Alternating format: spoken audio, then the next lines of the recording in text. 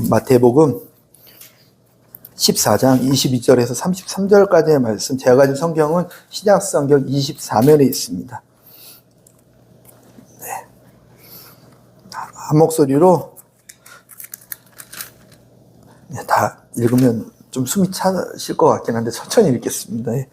예수께서 즉시 제자들을 재촉하사 자기가 무리를 보내는 동안에 배를 타고 앞서 건너편으로 가게 하시고 무리를 보낸 후에 기도하러 따로 산에 올라가시니라. 저물매 혼자 계시더니 배가 이미 육지에서 수리를 떠나서 바람이 거스름으로 물결로 말미암아 고난을 당하더라. 밤 사경에 예수께서 바다 위로 걸어서 제자들에게 오시니 제자들이 그 바다 위로 걸어오심을 보고 놀라 유령이라 하며 무서워하여 소리 지르거늘 예수께서 즉시 이르시되 안심하라 나니 두려워하지 말라. 베드로가 대답하여 이르되 주여 만일 주님이시거든 나를 명하사 물 위로 오라 하소서 하니 오라 하시니 베드로가 배에서 내려 물 위로 걸어서 예수께로 가되 바람을 보고 무서워 빠져가는지라 소리질러 이르되 주여 나를 구원하소서 하니 예수께서 즉시 손을 내밀어 그를 붙잡으심에 이르시되 믿음이 작은 자여 왜 의심하였느냐 하시고 배에 함께 오름에 바람이 그치는지라. 배에 있는 사람들이 예수께 절하며 이르되 진실로 하나님의 아들이소이다 하더라. 아멘. 아멘.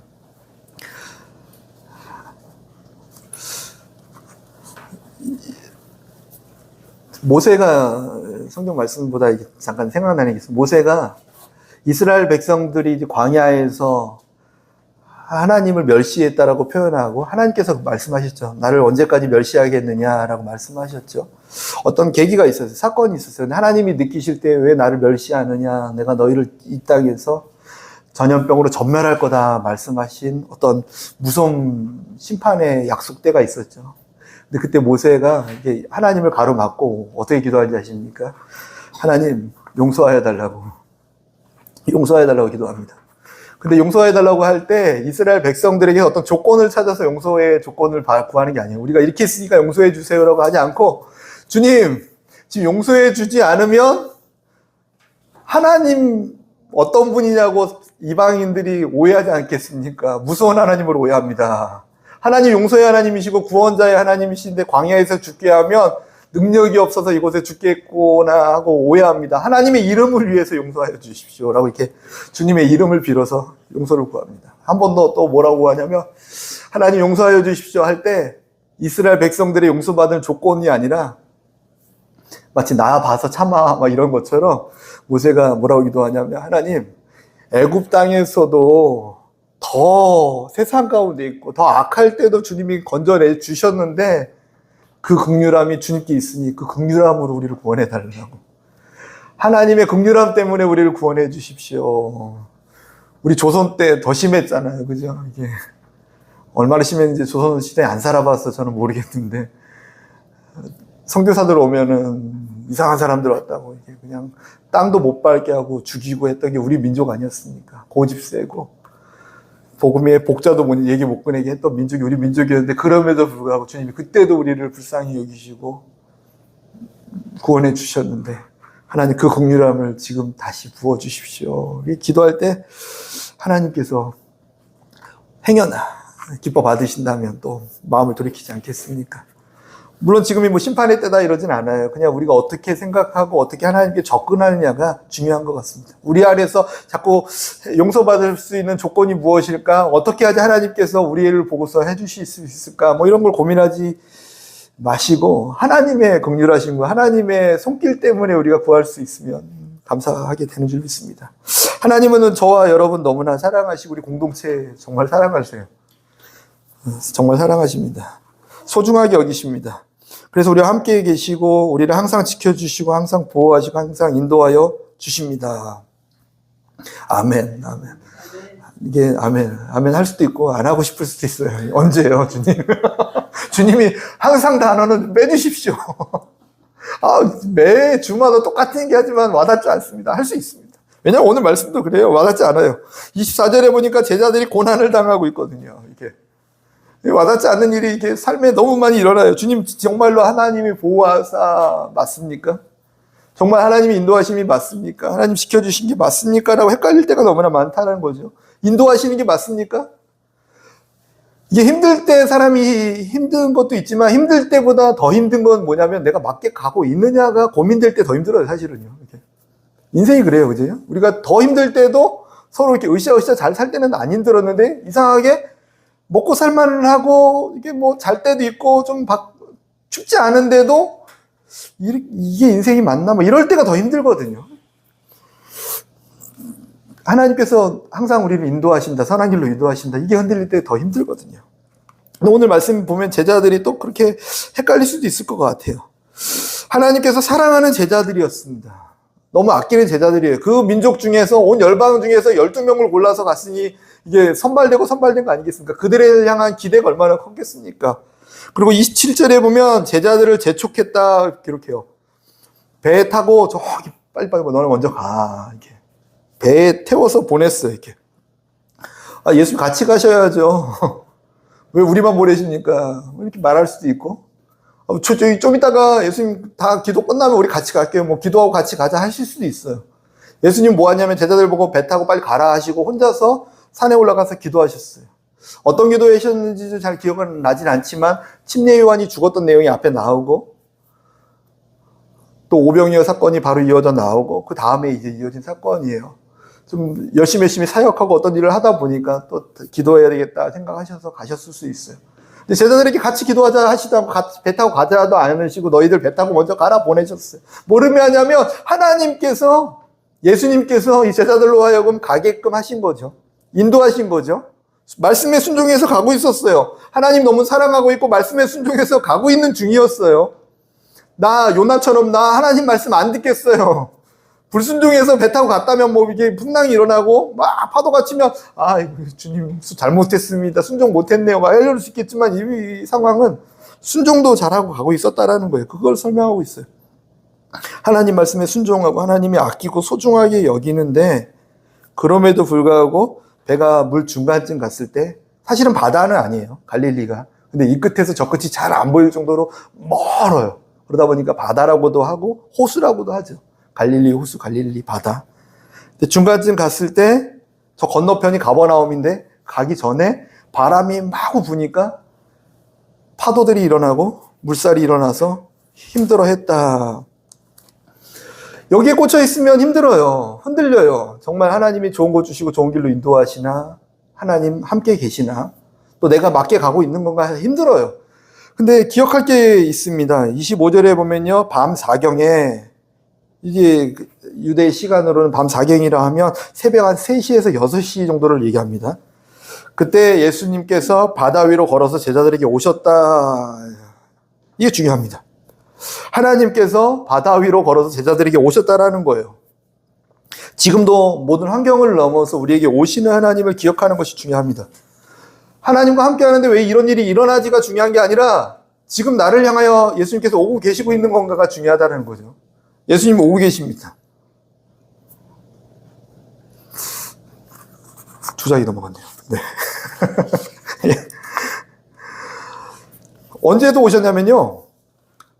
우리가 하나님 떠나서 육신의 것을 따라서 살아가기 시작할 때 하나님과 원수가 됐다 기록하고 있어요. 아담과 하와 때부터 그랬어요. 아담과 하와 때부터 육신의 것을 보암직도 하고 먹음직도 하고 지혜롭게 할 만큼 탐스럽기도 한 그 선악을 알게 하는 나무 열매 실과 하나님이 먹으면 반드시 죽는다고 했는데 죽을까? 아닌 것 같은데? 혹시 주님의 다른 꿍꿍이가 있는 거 아닐까? 주님의 말씀에 의심이 들어가기 시작하면서 주님의 말씀보다 세상의 말을 듣고 마귀의 말을 듣고 따르고 순종할 때 무슨 일이 일어나냐면 죽음과 어려움이 왔다라는 거예요. 그래서 다른 표현으로 하나님과 원수가 되었다라고 표현해요. 하나님과 원수가 되었을 때 아픔과 고통이 옵니다. 마치 물고기를 이렇게 물 속에서 너무 답답하니까 물 밖으로 튀어나왔을 때 그 물은 피부가 말라가고 숨을 못 쉬겠고 엄청 수고스럽고 고통스럽고 목마르고 수고하고 짐진 자들아 다 내게로 와라. 물고기 생각해 보십시오. 얼마나 힘들겠습니까? 목마른 자들아 내게로 와서 생수를 마시면 얼마나 목마르겠습니까? 그 목마름과 고통, 아무리 헤엄쳐서 들어가려고 해도 파닥파닥 내봤자 움직이지 못하는 그 고통, 그 삶이 하나님께서 보실 때 우리의 삶이었다라고 보셨을 때 너무나 안타까워서 속히 하나님의 영광을 내려놓으시고 인간의 모습으로 우리에게 오셨다라는 것이에요. 십자가에 달려 죽기 위해서 이 땅에 오셨습니다. 이 오신 모습이 환경을 뛰어넘는 걸음이었어요. 우리를 향해 달려오시는 하나님의 걸음. 지금 바다를 위해서 걸어오는 이들의 모습과 이들 앞에 보이는 하나님의 모습과 동일할 수 있어요. 어떻게 오실 수 있어요? 못 오잖아요, 주님. 환경이 막혀 있는데 배도 없고 풍랑이 일어나고 있고 올 수 없는 환경인데 우리의 입장과 우리의 경험은 그렇죠. 근데 하나님은요, 이 무리를 걸어서 환경을 넘으셔서 환경을 밟고 오셨다라는 거예요. 하나님께서 이 땅으로 오실 수 있는 것, 인간의 모습으로 올 수 있는 것 불가능한 일이었죠.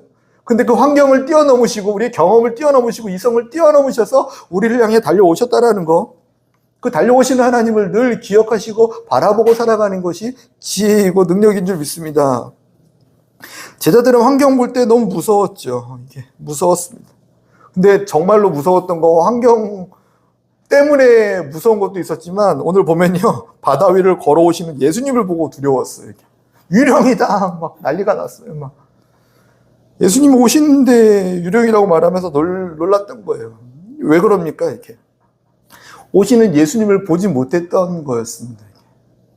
분명히 보고 있는데 보지 못하는 거죠. 육신의 눈은 뜨고 있으나 다르게 보는 거죠. 이런 경험을 중국에서 이게 저희 자녀들하고 한 적이 있어요. 제 요한이가 4살 때, 저희 막내가 요한이죠. 지금 나이로 하면 3살인 것 같아요. 정말 막 뛰어다녀요. 하루 종일 뛰어다녀요. 1층에서 2층 막 왔다 갔다 뛰어다녀요. 근데 계단에서 한번 굴러서 이렇게 떨어진 적도 있어요. 약간 좀 미끄러면. 하도 그러는데, 그날은 또 비도 오고 막 번개도 팍팍 치고. 또 제가 있었던 지역은 이게 태풍이 바람이더라고요. 이게 막 태풍이 오면 확 세게 와요. 밖에도 정신없는데 안에서도 정신이 없게 하니까 애한테 내가 어떻게 좀 조용히 있게 할까 생각한 게 번개가 막 칠 때 제가 장난쳤어요. 이게 저거 하늘에서 요한이 잡으러 오는 거야. 너 잡으러 오는 거야. 그랬더니 그때부터 이불 속에 들어가서 안 나오는 거예요. 무섭다고. 발발발 안 나오더라고요.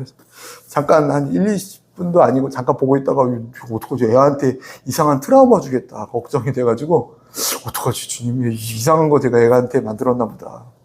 다시 생각을 바꿔줘야겠다. 뭐라고 얘기했냐면 요한이 너무 귀엽고 이뻐서 하나님이 사진 찍어주려고 착착 하는 거니까 이렇게 해야 돼. 사진 찍어야 돼. 또 나와가지고 또 뛰기 시작했어요. 똑같은 상황을 보면서, 똑같은 환경을 보면서 그것이 두려움의 존재로 보이기 시작하면 계속 두려운 거였는데 그것이 하나님께서 우리에게 주신 은혜로 볼 때는 이게 즐거웠던 거예요. 즐거웠던 거예요. 우리에게 이 시선이 열리기를 예수님의 이름으로 간절히 축원드립니다. 똑같은 상황이 예수님께서 내게 오시는 시선으로 보이기를 간절히 부탁드립니다. 그게 유령이 아니고 나를 죽이려 드는 어떤 것이 아니고 하나님께서 내게 달려오시면서 은혜를 베풀기 위한 하나님의 손길이구나. 어떤 사건, 사고가 일어났을 때 이거 하나님께서 내게 달려오시는 일이구나. 뭐 다 그렇게 해석하면서 신앙의 합리화를 시킬 수는 없겠지만 대부분 하나님께서 정말로 친히 좋은 일을 하고 계십니다.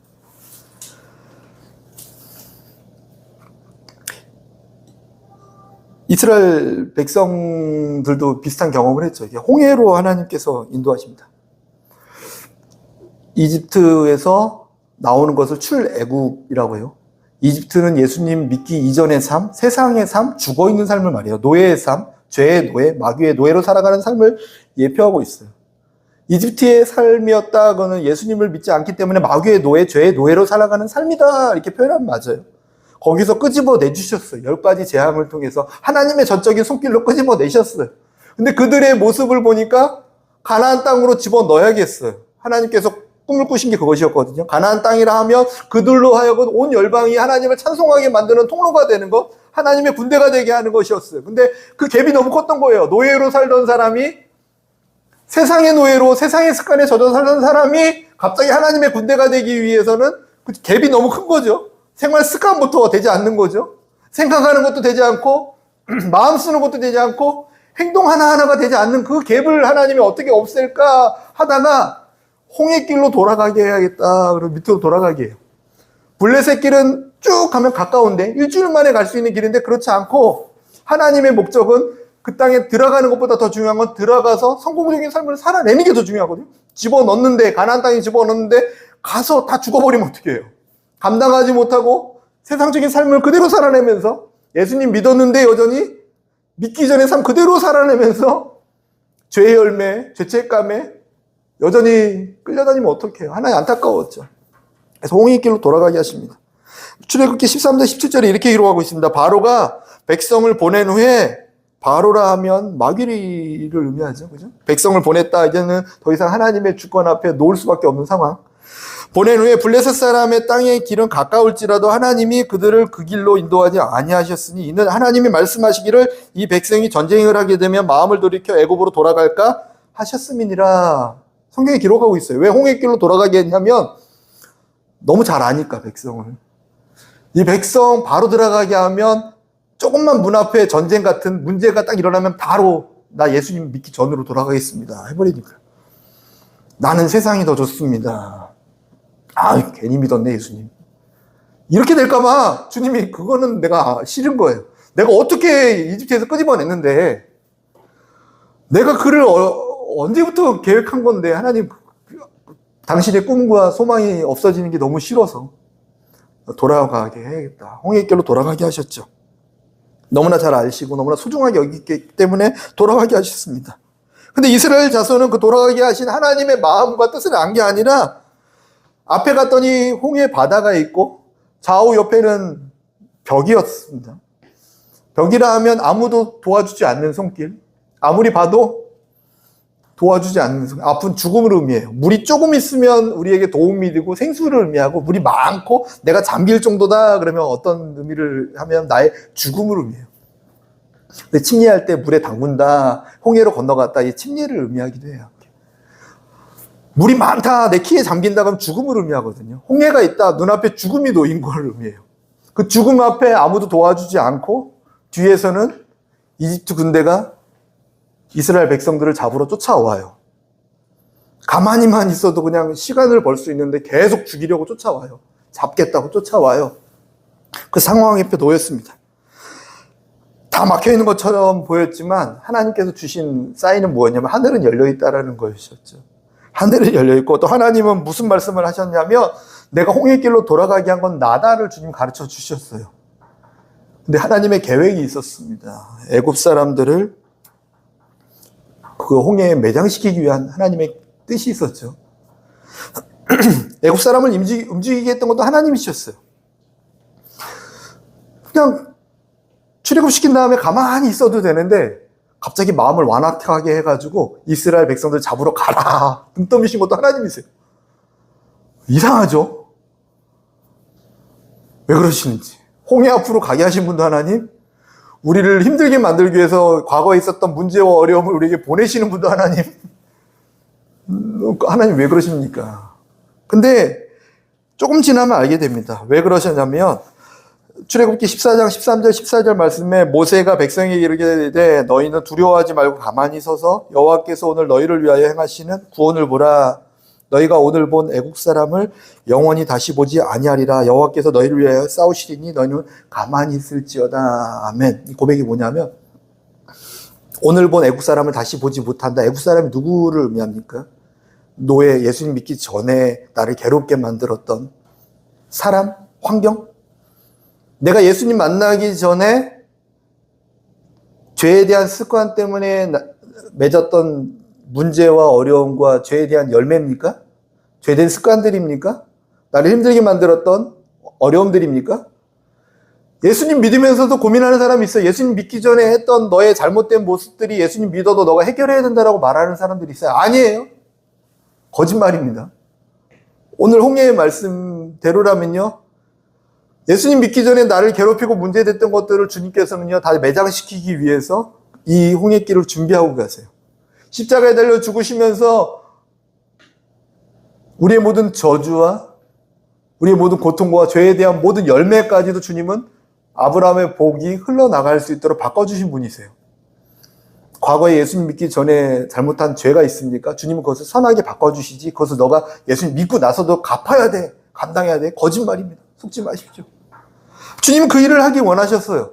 노예로 살면서 여전히 지은 죄들, 죄의 습관들, 그것들이 예수님 믿고서도 계속 따라오고 계속 나를 힘들게 만들고 죄에 대한 열매를 계속 반복적으로 먹어야 될까봐 안타까우셨던 하나님, 홍해를 건너게 하면서 너희들은 마른 땅을 건넌 것처럼 쭉 건너가지만 뒤에서 내가 너희들 따라가는 모든 문제와 어려움을 다 매장시켜 줄게. 그들은 광야를 걸어가고 가나안 땅을 걸어가면서 어떤 문제가 나와도 무슨 생각을 했냐면 과거에 예수님 믿기 전에 있었던 문제라는 생각을 할 수 없었죠. 다 매장된 것을 봤으니까. 다 봤으니까. 죄책감에 놓여 살지 마시기 바랍니다. 아니에요. 광야에 들어가서 쓴물을 마셨던 건 과거에 이집트에 있었던 잘못된 습관 때문이 아니라 예수님 믿고도 여전히 세상을 따라가기 때문에 그것이 나를 쓰게 만들었던 거예요. 다릅니다. 그 모든 것들을 주님은 예수님 믿기 이전의 모든 허물과 죄악들, 문제들을 다 매장시켜주기 위한 하나님의 손길이었습니다. 주님은 그 일을 우리에게 지금도 행하고 계신 줄 믿습니다.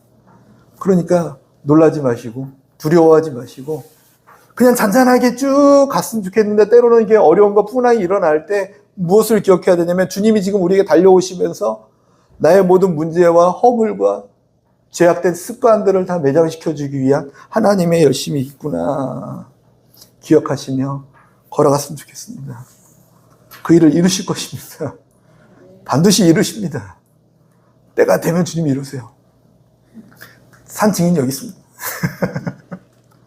저희 어머니가 하루에 1시간씩 기도했다니까요. 청소년식, 청년식이 지나가면서 계속 기도했어요. 이렇게.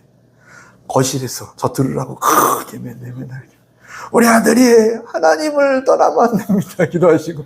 좋은 배우자를 만나서, 좋은 배우자를 만났잖아요. 왜냐면 혼자서는 안 될 것 같았나 봐요. 혼자서는 안 될 것, 혼자서 될 것 같으면 결국 기도 안 했겠죠. 그죠? 아, 하나님 혼자서 잘 할 것 같으니까.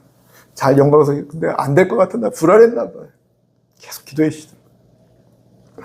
근데 때가 되니까, 하나님의 때가 되니까, 과거에 대한 모든 것들을 주님 다 덮으시고, 매장시켜 주시고, 새 일을 행하신 줄 믿습니다. 그 과정 가운데 마구마구 바람이 일어나고 풍랑이 일어날 수 있어요. 근데 풍랑을 보고 두려워할 게 아니라, 저 천국에서 우리 만나러 육신의 몸을 입고 이 땅에 오신 예수님, 십자가에 달려 죽으신 그 예수님께서 지금도 우리를 향하여 환경을 넘어서 계속 달려오고 계세요. 그것을 믿고 문제를 보는 게 아니라 주님 어디 계시지? 주님 어디쯤 오십니까? 유령이다 놀랄 게 아니라 주님이 이것이거든 나로 하여금 주님처럼 걷게 하여 주시옵소서. 주님이시거든 나로 하여금 주님께로 걸어갈 수 있게 도와주시옵소서. 나로 하여금 주님이 걸은 것처럼 환경을 넘어서 걸으셨던 것처럼 나도 이 환경을 밟고 환경을 넘어서 걸어갈 수 있게 도와주십시오. 주님과 더 가까이 갈 수 있도록 도와주십시오. 이렇게 기도하는 저와 여러분이었으면 좋겠습니다. 그럼 뭐 풍랑이 일어나도 뭐가 두렵겠습니까? 물 위를 걸어갈 수 있는데. 두 번째로 예수님께 더 가까이 나아가는 삶이었으면 좋겠습니다. 이렇게 28절에 보니까 주여 만일 주님이시거든 나를 명하여 물 위로 오라 하소서. 예수님께서 오라 말씀하시니 베드로가 배에서 내려 물 위로 걸어서 예수님께로 갔습니다. 베드로가 바람 보면서 또 무서워가지고 이게 물에 빠져간 적도 있어요. 이렇게 배에서 내려서 이렇게 걸어가다가 예수님만 보고 예수님께 가까이 나아갈 때는 걸어갔어요. 몇 발짝 걸어간지 모르겠어요. 가다가 바람 보니까 지금 본인이 이게 이성적으로 이해가 안 되는 행동을 본인이 하고 있거든요. 믿음으로 걷다 보면 그런 일이 일어날 수 있어요. 믿음으로 걷고 있는데 내가 어떻게 지금 여기 믿음으로 이렇게 걷고 있는 거지? 야, 말도 안 되는 걸음을 내가 지금 걷고 있잖아? 난 누구야? 나는 어디야? 막 이렇게 저분은 하나님이지만 나는 왜 걷는 거야? 막 이게 혼동스러울 때가 있어요. 그럴 때 빠져들어갈 수 있죠. 왜 의심했느냐? 주님 물어보시죠. 그럼에도 불구하고 주님이여 나를 도와주세요. 손을 내밀었더니 주님이 즉시 그의 손을 끌어당기시는 줄 믿으시기 바랍니다. 우리의 삶이 이렇게 갔으면 좋겠어요. 이렇게 베드로는 그 앞에서 주님이시거든 나로 하여금 주님께 갈 수 있도록 도와주십시오. 주님께 더 가까이 갈 수 있게 도와주십시오. 무리를 걷는 것도 중요하지만 주님과 동행할 수 있도록 주님이 걷는 것처럼 나도 걷고 주님이 바라보는 것을 나도 바라보고 주님께서 하는 일을 나도 하고 주님과 하나 되게 도와주시옵소서.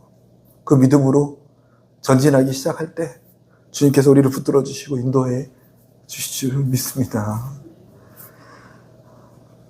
그럼 두려움이 사라졌어요. 이게. 예수님이 배에 오르시니 예수님이 우리 인생에 오르시니 베드로 손 잡고 함께 하시니 하나님은 장소에 머물고 계신 분이 아니죠. 어느 곳에든 계시죠.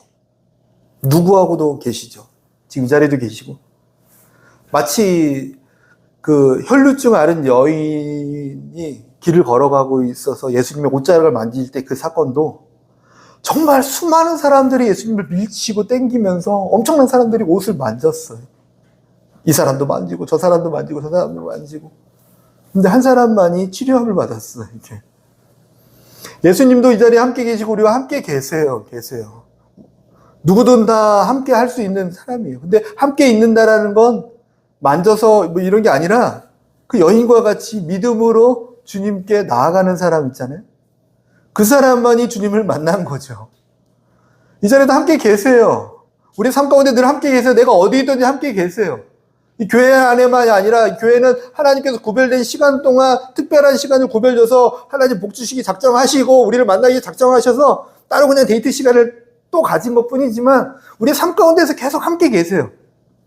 장소와 시간에 구애받지 않으시고 그럼에도 불구하고 우리가 손을 뻗어 그분을 만날 때 만날 수 있다는 거예요. 그 만남이 늘 일어나면요 두려움이 사라지게 될 줄 믿습니다. 함께 걸어갈 수 있게 될 줄 믿습니다. 저와 여러분이 그 만남에 은혜가 있었으면 좋겠습니다. 두렵다고 했어요. 이 사람은 두려워요. 사람들은 두려워요. 근데 두려움이 왜 일어나나 그냥 크게 두 가지가 생각이 나는 게 한 가지 두려운 이유는 잘 몰라서 두려워요. 무슨 일이 일어날지 모를 때 두려운 거죠. 이렇게. 불 꺼놓으면 갑자기 무섭잖아요. 이렇게. 뭐가 튀어나올지 모르니까 무서워요. 근데 불 켜고 나면 별거 아니거든요. 이렇게 막 불 꺼놓고 걸어가다 깡통 하나만 쳐도 깡통. 근데 꺼놓으면은 그런데 별것도 아니잖아요. 그죠? 모르면 두려워요. 그리고 어떠한 사건과 일이 일어났을 때 내가 이길 수 있는 힘과 능력이 없을 때도 두려워요. 인간의 무지와 인간의 무능이 두려움을 만들어내는 것이거든요. 두려움이라 하면 인간의 무지와 인간의 무능 때문에 나타나는 열매라고 보면, 현상이라고 보면 이 무지와 무능, 그것을 없애기 위해서 사람들이 얼마나 많은 노력을 합니까? 지식을 더 쌓아보려고 노력하고 어떻게 하면 이 두려움을 극복하기 위해서 더 많은 삶을 누릴까? 두려움을 이기기 위해서 어떻게 더 힘을 쌓아볼까? 스펙과 능력과 힘을 키워볼까? 재물을 키워볼까? 보험을 좀 더 가지각색으로 다 들어볼까? 뭐 많은 노력을 해보죠. 근데 그러면 두려움이 사라지면 좋은데 어차피 인간의 노력으로 할 수 있는 부분이 한계가 있기 때문에 두려움이 사라지지 않는다는 거예요. 마치 바닷물을 퍼마시면 두려움이 없어질 것처럼 보이죠?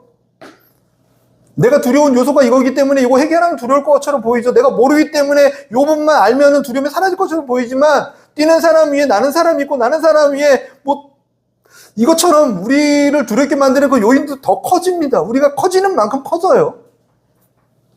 우리가 알면 얼마나 알겠습니까? 우리가 힘을 키우면 얼마나 키우겠습니까? 모든 사람은 죽음 앞에 두려워하고 있거든요. 죽음이라는 그 뒤에 뭐가 올지 모르기 때문에 그것을 이길 수 있는 힘이 없기 때문에. 암이 왜 무섭습니까? 이게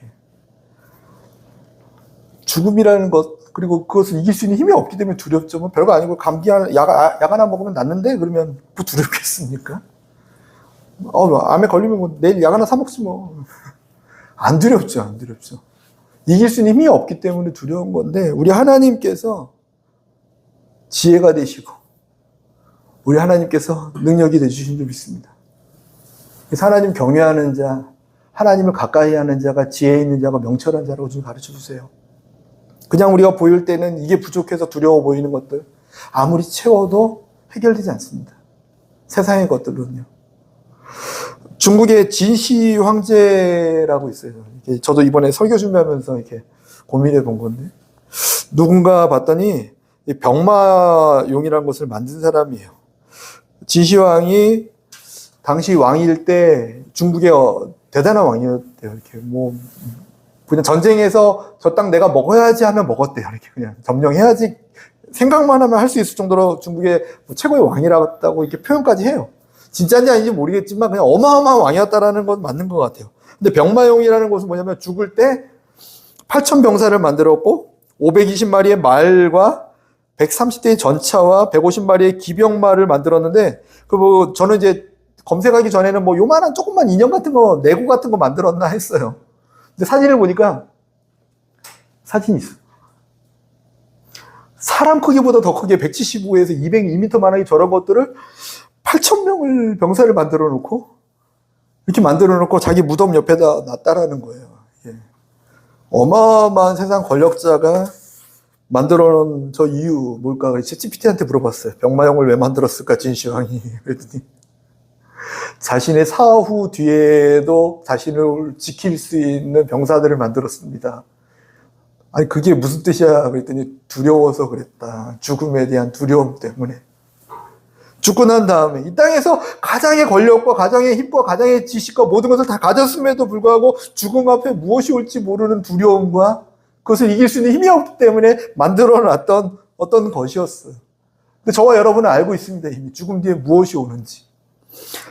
히브리서 9장 27절에 한 번 죽는 것은 사람에게 정해진 것이요 그 후에는 심판이 있으리니 주님 기록하고 있어요. 예수님 다시 만난다는 말씀이에요. 모든 사람은 다 죽게 돼요. 저희는 알고 있습니다. 명확히 알고 있어요.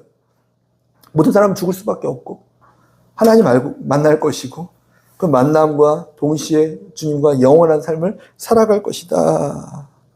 알고 있지 않습니까? 우리 하나님을 아는 것이 힘과 능력이고 두려움을 쫓아버리는 지혜인 줄 믿으시고 하나님께 더 가까이 가는 저와 여러분이었으면 좋겠습니다. 세상 거 막 해서 취하면 두려움이 떠나겠지? 아니요. 더 두렵습니다. 저는 많이 안 취해봐서 잘 모르겠지만 없으니까 오히려 안 두려워하는 것 같아요. 뺏길 게 없으니까 안 두려워요. 은행 계좌 뭐에 해킹 당할 거 하나도 안 두렵습니다. 해킹하는 사람만 고생할 거 아니까 아무것도 안 두려워요. 진짜로. 두려움이 없어요. 이렇게. 뭐 욕먹을 것도 두렵지도 않아요. 어디 가서 욕먹고 뭐 그냥 가족 욕먹을까봐 좀 미안할 뿐이지 욕먹는 것도 안 두려워요. 워낙 그냥 먹고 살았던 삶이라. 왜 그렇습니까? 이게 그런 것들을 채워서 해결되는 게 아니라는 것을 반증하고 있잖아요. 주님과 늘 동행하는 삶 되었으면 좋겠습니다. 요양원에서 한 어르신에게 이게 그저께인가? 3일 전인가? 앉아서 이런저런 얘기하다 앉아가지고 얘기했어요. 이렇게. 어르신, 한 90살 되셨어요. 저희 신학적이지, 성경적이진 않아요. 근데 그분이 알아듣게 얘기해야 되니까. 이게, 눈 감을 때, 저승사자가 와서 손잡고 가자 그러면 가면 안 돼. 그렇지. 무슨 소리야? 저승사자가 새까만 옷 입고 올 거거든? 성경적이지 않아요. 제가 그런 얘기 했다 이상이지만. 손잡고 가져가면은 딱 그 얘기만 하라고. 나 죄 없어. 왜냐면 죄 있는 사람만 잡아가. 죄 없어, 얘기해. 나 자기는 본인의 할머니가 나 죄 많대. 다 죄 없는 사람이 어디니? 난 죄 많대. 지금부터 죄 어떻게 없애는지 가르쳐 줄게. 예수님이 우리한테 오셔서 십자가에 달려 죽으셨어. 내 죄 다 가지고, 어르신 죄 다 가지고 십자가에 달려 죽었어. 그것만 얘기하라고. 나 죄 있는데 예수님이 다 가져가서 나 죄 없어. 그것만 얘기하라고. 그러면 너 가! 하라고. 그랬더니 그럼 되니? 그 얘기를 똑같은 얘기를 10번 넘게 했어요. 이게. 왜냐면 이게 기억이 100% 완성되신 분은 아니니까 똑같은 얘기. 저승사자가 오면 너 가! 난 죄 없어. 예수님이 내 죄 가지고 죽으셨어. 그거면 되니? 너 가! 그 얘기를 또 하고 또 하고 또 하고 또 하고. 화세기도시더라고요. 죽음에 대한 두려움이 떠나가니까. 이게. 그러고 나면 천사가 와서 어르신 손 꼭 붙잡고 천국으로 데려갈 거야. 그랬더니 그러네. 죽으면 천국 가. 근데 기억하라고 이것만. 교회 안 가도 되니? 교회 갈 수 있어. 요양원에서 어떻게 가? 본인이 교회. 정 필요하면 내가 방을 교회로 꾸며줄 수는 있어. 그 중요하잖아. 마음이 예수님 믿으면 여기가 교회 되는 거니까. 이게 중요해. 나 착한 일 하나도 안 하고 교회 헌금도 하나도 안 했대. 필요 없다고. 필요 없다고. 저승사자 오면 너 가. 나 죄 없어. 예수님이 죄 가지고 대신 죽으셨어. 요것만 얘기하면 천국 간다. 기뻐하시더라고요. 까먹으면 또 안 되는데. 중간중간 한번 가야 될 것 같아요. 그래, 또 알아. 우리 삶이 그렇지 않습니까? 이게. 죽음에 대해서 두려워하고 있는 한 어르신. 예수님이 우리 곁에 오셔서, 우리를 구원하기 위해 우리 곁에 오셔서 우리와 함께 계시다가 우리를 인도하신다. 그분과 늘 가까이 해라. 그분과 늘 함께 해라. 그 모든 두려움은 떠나간다. 그분이 너를 절대 놓지 않는다. 그분이 너와 함께 계신다. 어둠을 쫓아내는 방법은 어둠과 싸워서 어떻게 어둠을 없앨까의 고민이 아니라 빛이 임하면 어둠은 자동으로 떠나가는 거다. 우리 삶 가운데 어둠을 어떻게 없앨까? 어둠을 없애기 위한 방법들을 막 연구해서 이렇게 하면 없어지지 않을까가 아니라 빛이 임하면 어둠은 자동으로 물러가니까, 예수님이 오시면 자동으로 물러가니까, 우리가 하나님께 더 가까이 가면, 이미 와 계신 하나님만 바라보며 그분을 초청만 하면 이미 와 계심에도 불구하고 우리가 믿음이 없어서 만날 수 없는데, 이미 와서 우리와 함께 계심에도 불구하고 우리가 믿음으로 만지지 않기 때문에 볼 수 없는데, 그렇게 만나면 주님께서 우리 안에서 모든 것을 잠잠케 하시며, 그것이 중요하지 않지만 하나님이심을 우리 안에 나타내 주실 줄 믿습니다. 그것을 기억하며 살아냈으면 좋겠습니다. 어둠을 쫓아내는 방법은 어둠과 싸우는 것이 아니라 예수님과 더 가까워지는 것입니다. 주님께 가까이 가는 사람 승리할 수 있습니다. 사망의 음침한 골짜기를 가면서도 주님이 함께 계시면 주님이 나를 인도하신다라고 고백할 수 있는 거죠. 왕의 자리에 앉아 있음에도, 모든 군대를 갖고 있음에도 주님이 그와 함께 하지 않고 주님의 영이 그를 떠나면 두려워서, 저 소년 하나가 나 죽일 것 같아서 두려워서 모든 군대와 모든 것을 동원해서 그 한 사람 죽이기 위해서 이상한 짓 하다가 인생을 망쳐버리고 자살로 끝나버리는 인생이 되죠. 사울 왕을 말하고 있어요. 근데 다윗은 어떻습니까? 광야로 도망다니고 있으면서도 그 도망가는 가운데에서 사람들을 돌보고 위로하고 그들을 공동체로 만들어주고 함께하는 사람 되지 않습니까? 무엇을 가져서가 아니라 주님과 가까이 하는 사람이 두려움을 내어 쫓고, 주님과 가까이 하는 사람이 하나님의 나라를 누리고 전할 수 있는 줄 믿습니다. 그래서 올 한 해는요, 이렇게 꿈이었으면 좋겠어요. 이렇게. 내가 주님과 가까이 가기를 원합니다. 기도 제목 생각 안 나면 그 기도만 하십시오. 이렇게. 나 주님과 가까이 가기를 원합니다. 주님과 가까이 가기를 원합니다. 주님께서 나 여기 있지 하실 거예요. 이미 가까이 있는데. 요한일서 4장 18절 말씀에, 사랑 안에 두려움이 없고 온전한 사랑이 두려움을 내어 쫓나니 두려움에는 형벌이 있습니다. 두려워하는 자는 사랑 안에서 온전히 이루지 못하였느니라. 아멘. 두려움에는 형벌이 있다라고 해요. 두려워하는 것도 불쌍한데, 안타까운데 형벌이, 하나님께서 너 두려워하니까 벌 줄게가 아니라 두려움 뒤에는 이렇게 졸졸 따라오는 것들이 많이 있대요. 근데 두려움을 쫓아내는 방법이 하나님 사랑하면 된다고 성경에 기록하고 있어요. 우리 곁에 계신 하나님, 이미 우리와 함께 계신 하나님, 또 우리 마음 가운데 오셔서 녹화하고 계신 하나님, 늘 우리와 함께 계세요. 아침에 우리가 깨면 더 먼저 주무시지도 않으니까 보셔서 일어났느냐 쓰다듬으시면서 우리와 함께 계시길 원하세요.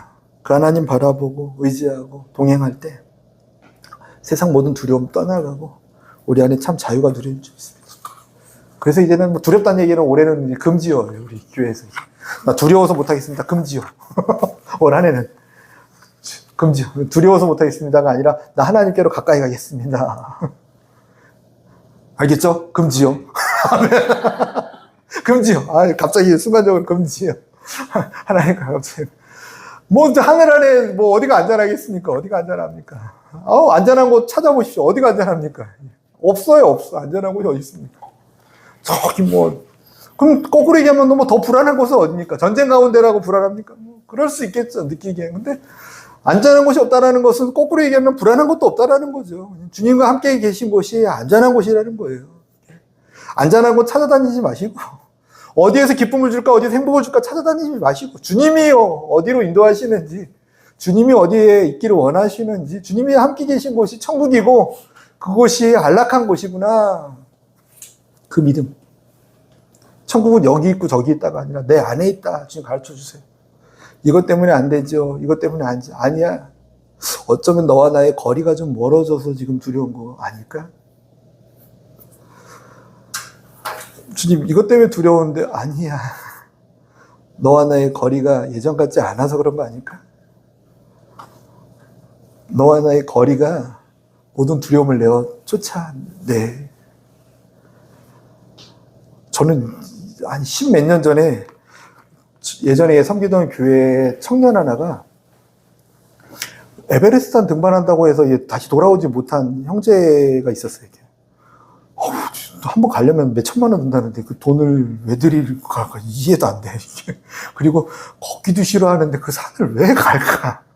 심지어는 가기 전에 인사한대요. 나 못 돌아올 수도 있으니까 동료들하고 인사하고 간대요. 죽음을 각오하고 가네. 왜? 이해가 안 되죠. 정상적인 사람은.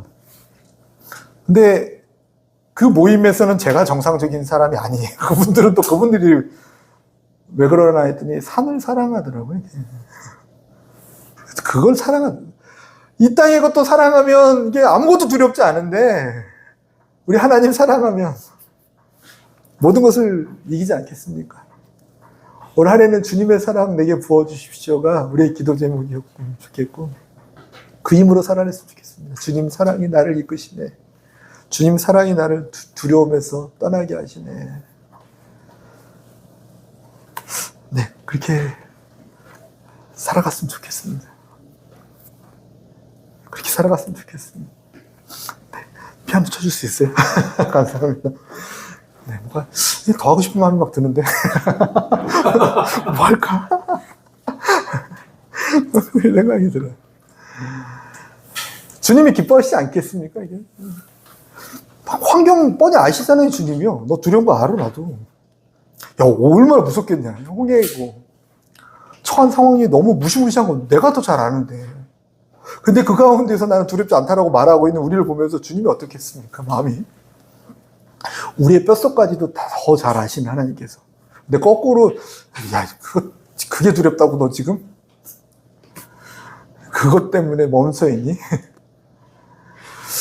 주님의 마음에 이게 좀 기쁨을 드릴 수 있는 우리의 믿음이 되지 않겠습니까? 너무 추상적인 것을 얘기하면서 부담을 드리나요? 아니요. 그냥 도전입니다. 도전. 그냥 주님께서 저 천국에서 보신 게 아니라 지금 이 자리에 보면서 저희 공동체를 보면서 그런 마음 가졌으면 좋겠어요. 이렇게. 야, 너네들 보면 참 기쁘다. 참 너네들 보면 참 좋다. 이런 마음이 일어났으면 얼마나 좋을까. 이 소원이 생겨요. 그것 때문에 좀 살아가고 있고요. 저와 여러분이 그런 도구였으면 좋겠습니다. 같이 말씀 생각